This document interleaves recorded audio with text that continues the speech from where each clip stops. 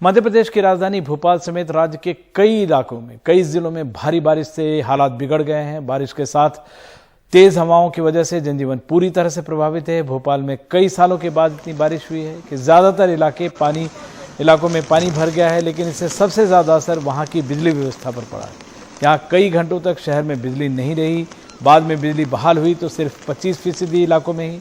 अभी भी वहां हालात बदतर बने हुए हैं। कई घंटों से बिना बिजली के रह रहे लोगों की परेशानी बढ़ती जा रही है। भोपाल में महज 12 घंटे में 6.5 इंच से ज़्यादा बारिश दर्ज की गई है। बारिश की वजह से भोपाल के दूसरे शहरों से जोड़ने वाली कई मुख्य सड़कें भी प्रभावित हुई हैं। लगातार बारिश और बाढ़ जैसे हालात को देखते हुए आज भोपाल, उज्जैन, रतलाम, सागर, विदिशा, अशोकनगर, आगर, मालवा, नर्मदापुरम, देवास और शिवपुरी जिलों के स्कूल बंद कर दिए गए हैं।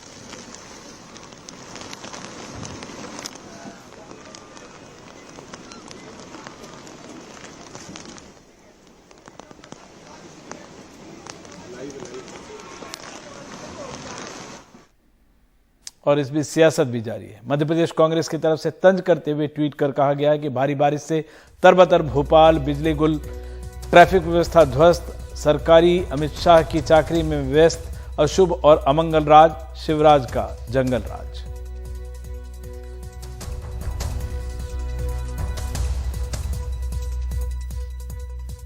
और ये सवाल बरकरार है कि भारत की पहली बुलेट ट्रेन कब चलेगी। अहमदाबाद से मुंबई के बीच इस प्रोजेक्ट के लिए महाराष्ट्र की रफ्तार धीमी रही। अब यह रफ्तार फिर से नई सरकार में बढ़ी तो है, लेकिन जमीनी अधिग्रहण में अब भी क्या अड़चनें सामने आ रही है, देखते हैं हमारी सहयोगी पूजा भारद्वाज की ये रिपोर्ट। महाराष्ट्र में ठाणे जिले के भिवंडी शहर का भरोड़ी गांव, इस हिस्से में हाई स्पीड रेल परियोजना बुलेट ट्रेन के लिए करीब 50 लोगों की जमीन लेने की प्रक्रिया चल रही है। राज्य में नई सरकार आने के बाद भूमि अधिग्रहण के रास्ते में आने वाली बाधाओं को तेजी से खत्म करने की कोशिश तो हो रही है, लेकिन यहाँ के कई ग्रामीण अब भी अपनी जमीन खाली नहीं कर रहे हैं। कहते हैं कि पूरा मुआवजा मिलना बाकी है। हर एक गुंठा यानी कि 1089 वर्ग फुट जमीन के लिए इन्हें करीब 11.5 लाख का मुआवजा मिलने की बात कही जा रही है। 42 गुंठा जमीन वाले जयवंत पाटिल बताते हैं कि घर का पैसा तो मिला, लेकिन खेती का नहीं। घर का पैसा मिला, कब्जा का पैसा नहीं मिला। वो बोलता लोड़ा 20% रखा है, तो 20% हमको 3 बार गया, 10 बार गया इधर उधर नहीं मिलता। अभी भी गया था 5 में, तो नहीं कर देता। वो मेरा इधर भी जगह है, 3 साल हो गया। क्या बोलते हो लोग?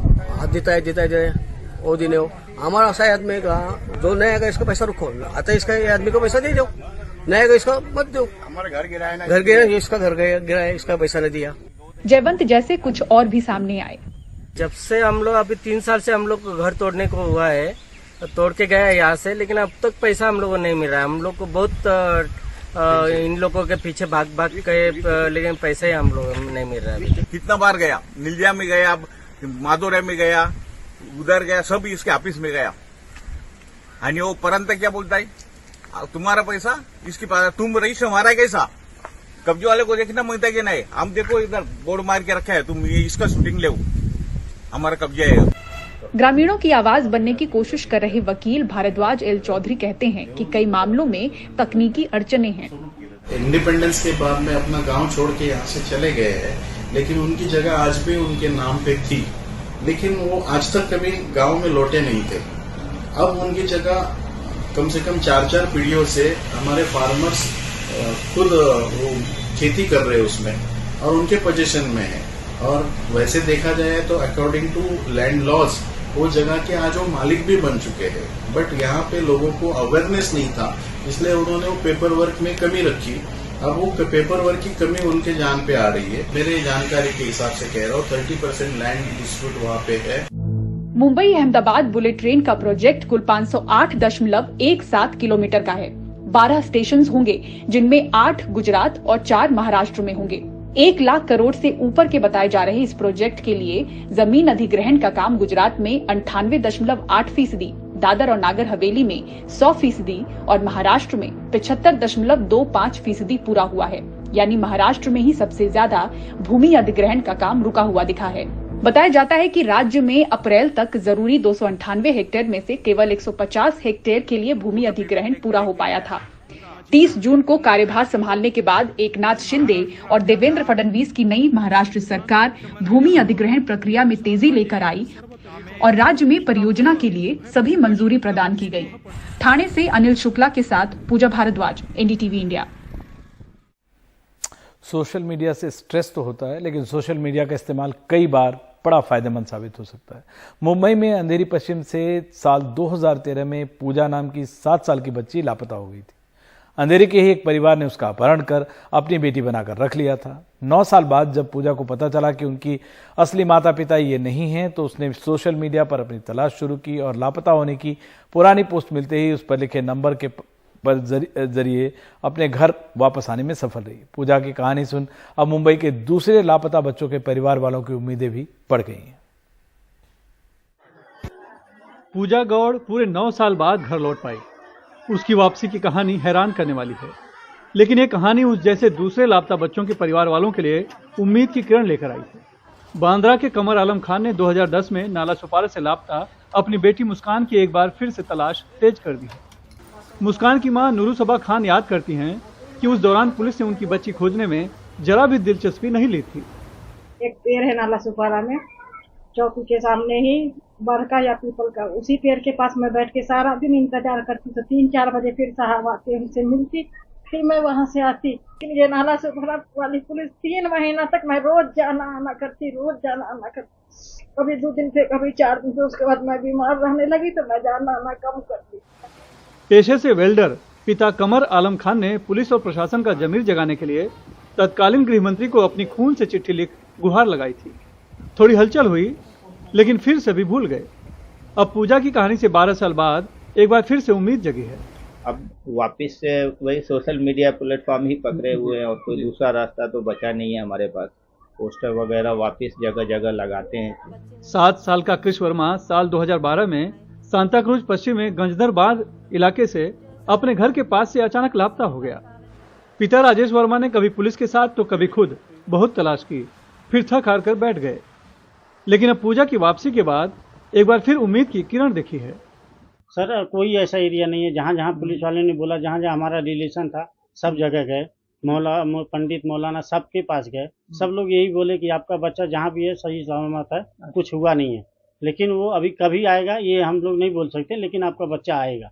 मिला नहीं अभी तक मिला नहीं है। तो उनसे हाथ जोड़ के विनती है कि ये जो 24 घंटा वाला रखते हैं ना कि मिसिंग केस है, 24 घंटा हो जाएगा उसके बाद हम लिखेंगे, तो प्लीज ये 24 घंटा मत डालो, तुरंत कार्रवाई करो। क्योंकि वो बच्चा है, वो सामान नहीं है। सामान जाता है तो मिल जाता है सर, या सामान हमारे पास नहीं है उसके बिना हम जी जाते हैं। लेकिन अगर कोई बच्चा खोता है ना और 24 घंटा का इंतजार करने के बाद फिर आप रिपोर्ट लिखते हो, उसके बाद ढूंढते हो, नहीं मिला, आप तो सॉरी बोल देते हो कि हमने अपने तरफ से किया। लेकिन जिसका खोता है सर ना, वो हर रात हर दिन सुबह तरसता है। पूजा की वापसी की कहानी ने मुंबई पुलिस में भी एक उत्साह पैदा किया है। मुंबई पुलिस आयुक्त ने सभी पुलिस थानों को अपने अपने इलाकों में ऐसे बच्चों की तलाश में तेजी लाने का आदेश दिया है। हम एक ड्राइव घेणार आहोत। हम एक ड्राइव लेने वाले हैं। बच्चों में ऐसे अनेक छोटे बच्चे और बच्चियां होंगे जो अपने माता पिता से दूर हो गए होंगे और किसी के घर या दुकान में काम कर रहे होंगे। हमने हमारे हवलदार और अधिकारियों को सूचना दी है कि वो ऐसे सभी बच्चों का पता करें कि वो अपने माता पिता के साथ ही हैं या दूसरे किसी के साथ, और अगर वो भाग कर आए होंगे या भगा कर लाए गए होंगे तो हम उनका पता लगाकर फिर उन्हें उनके घर वालों से मिला देंगे। मुंबई में लापता होने वाले छोटे बच्चों की बड़ी संख्या है। साल 2022 में जनवरी से जुलाई महीने तक 1129 छोटे बच्चे लापता हुए थे, जिनमें से 718 बच्चे पुलिस की मदद से या खुद वापस अपने परिवार के पास आ गए, लेकिन 411 अब भी लापता हैं। मुंबई की सघन आबादी में ऐसी कई अंधेरी गलियां हैं जहां से छोटे बच्चे लापता हो गए हैं, मिल नहीं रहे हैं। लिहाजा जो रहने वाले परिवार हैं उनके जीवन में अंधेरा छाया हुआ है। लेकिन अब अंधेरी की पूजा गौड़ की वापसी के बाद ऐसे परिवारों के चेहरे पर भी एक उम्मीद की किरण दिखी है और एक रोशनी दिखाई दी है कि शायद उनका भी जो बिछड़ गया है, जो लापता हो चुका है, शायद वो वापस लौट आए और फिर से इन अंधेरी गलियों में एक रोशनी आए। मुंबई से कैमरामैन राजन दयाल के साथ सुनील सिंह, एनडीटीवी इंडिया के लिए।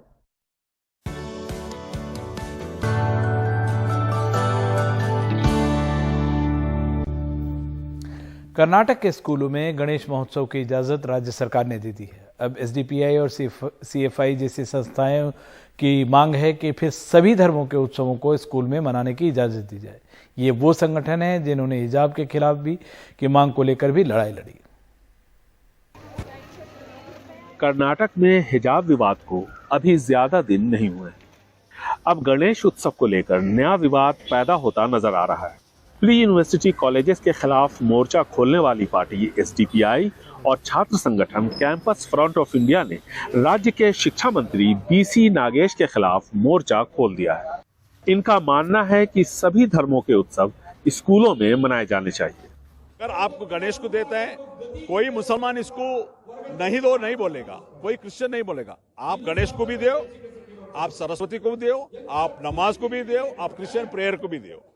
सबको देते हैं तो ठीक है, अगर एक कम्युनिटी को देते हैं ये इनजस्टिस है, ये नहीं हो सकता। आफ्टर द हिजाब इशू, हिजाब विवाद के बाद किस तरह से ध्रुवीकरण हुआ वो आपने देखा।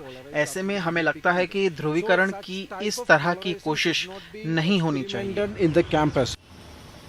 लेकिन दक्षिणपंथी हिंदू संगठनों के मुताबिक हिजाब और गणेश उत्सव में फर्क है। पिछले 75 साल से गणेश उत्सव को स्कूल में शांत रीत से एक अच्छे तरह से सभी हिंदू बच्चे, मुस्लिम बच्चे, क्राइस्तव बच्चे जैसा बौद्ध कम्युनिटी का बच्चे सभी मिलकर इसका आचरण कर रहे हैं। अभी तक इसका कुछ भी विवाद नहीं है।